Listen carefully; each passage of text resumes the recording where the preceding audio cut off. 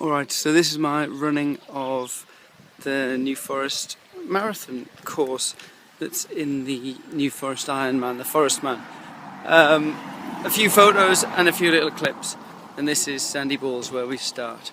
And this is the first hill that you have to run up. It's about a long couple of kilometres up on the tarmac out of the Sandy Balls up onto the trail. And this is the hill going up and past God's Hill onto the trail. So just shy of 2 kilometres up the hill, we take a right into this car park, and we're basically heading down up that snaky path and down again, and then up into a ridge. I'll show you that in a sec.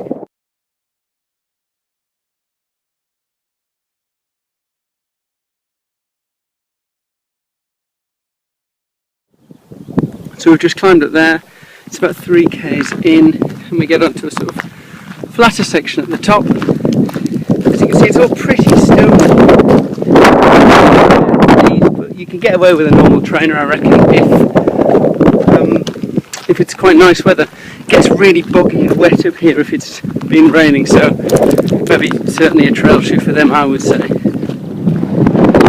To fork in the road, let's take the right fork, because we're going to go along here for a bit more and then down into the trees across the stream and then climb up onto the ridge.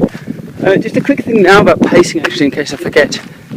Like, most people don't do this in under 4 hours like a handful would do. So 6-minute kilometres might seem quite slow, but it's a pretty good clip to do this course at. So we've come down through the forest and we get to a little stream here. If it's a bit drier than today, or if you're feeling really tasty, you can hurdle that, I guess. There's also, just to the right hand side, a few bits where you can cross really safely if you don't want to get your shoes wet. So I think I'll take that route right now. And then we're going to head up through here and pretty much take a left when we get to the top of this little section onto the main path, and then we'll meet the ridge where the main aid station is, and I'll show you a film of that.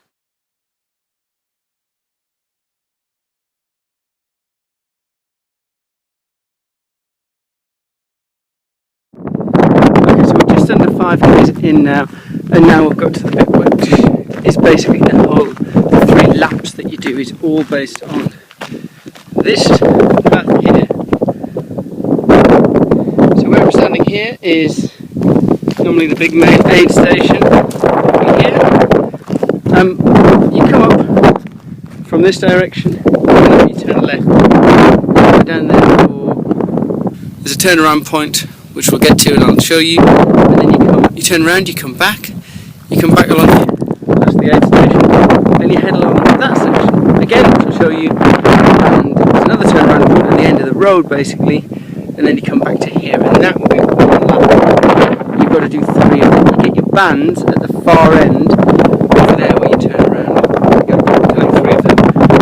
So let's see the first part of the course, and then I'll probably do a training run by myself and then show you the way back in with a bit of video. So about 1 kilometre down this path, you've gone down a big hill. We'll show that when we come back up because that's a significant one. You stay on the main road really. There's a tiny path going up there. But if you head further up onto the main path, this way. So this is like the car park section at the top, basically along the path as far as you can go. I'm pretty sure this is where the turnaround point is. It could potentially be a little bit further back down this hill, but I've forgotten. It was a couple of years ago since I ran it. But basically you would see the turnaround point anyway and you turn around then.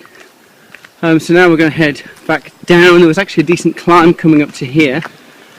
Decent long climb. We're going to head back down there and then up probably the steepest climb of the day, which will get us back up to the point that we came onto the ridge.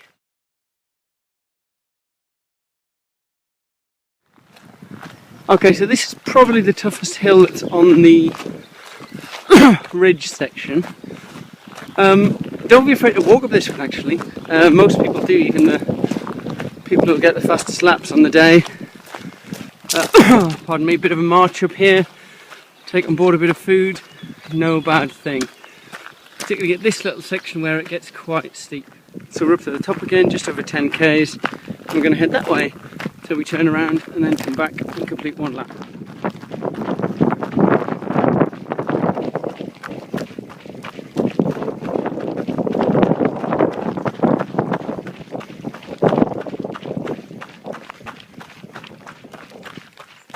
So just here, we're coming to the end of the turnaround point where there's an aid station, I believe, and you also collect your band for finishing your first lap. If you see that white house, you know you're very nearly there.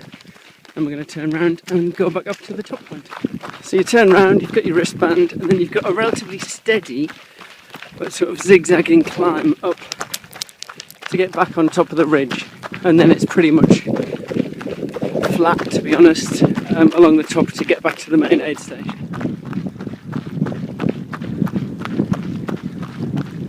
So there we are, that's after one lap. So we're now back at the point where after 3 laps you would head back down and go back to Sandy Balls for the finish. I won't bother taking any more footage for the next 2 laps, but just so I don't cheat, there's my watch there.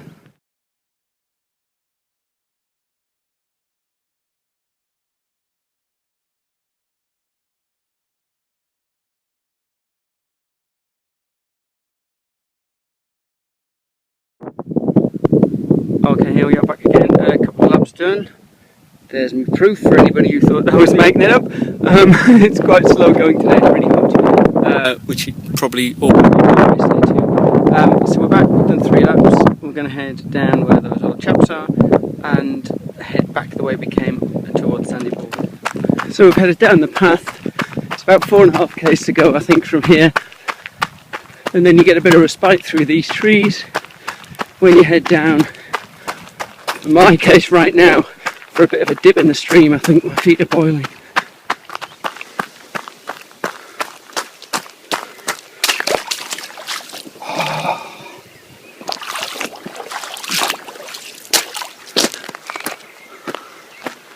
Man, I wouldn't recommend it on the way out there, but on the way back, it's not a bad thing to cool your feet off. So now just up here, there's still plenty of chances, if you're near people, to take people here, like if you've got anything left, because there's 2 big stinker of a hills, this one, and then just before you get back onto the main road. So now you've got quite a long downhill before the last climb of the day, which is kind of hard actually, but after that it's just straight on down the main road into the finish with nothing to stop you. So this is the final climb, which as I say is quite tough. Starts off a bit gradual and then it gets a bit steep just where those family are pushing their bikes up, if you can see that. But then we're at the top and it's all just rolling downhill. And that's where we come from.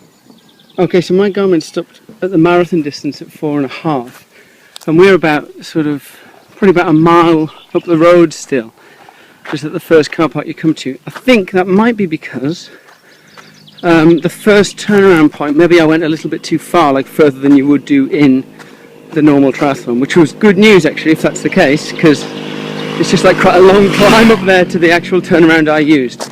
So hopefully it will be an accurate course. If not, we'll probably come into about like maybe nearer to 44 k's, which would be a stinker if that really is the course. I'll have to check my old Garmin from race day on that. So you come coasting down this road, you see the pub on the right, and from there you've probably got about half a mile. You got to nip through a little gate where there's a cattle grid, and then you're just on the path all the way in before you take the turning to Sandy Balls. So here we are, final right hand turn, and you just follow the path, and it's about probably not even 100 metres, where you just follow the path all the way around as we go. And on race day this is all you just sort of go straight through those no entry signs I think, and head yourself straight in for your own song to play. Good fun. Cool, so that's all from me. Hopefully that was useful if you haven't been able to recce the course. That might give you some idea about what you've got to do on race day. Good luck if you're racing in 2013. I can't, but I think I'm going to be there in 2014. Really looking forward to it. Cheers.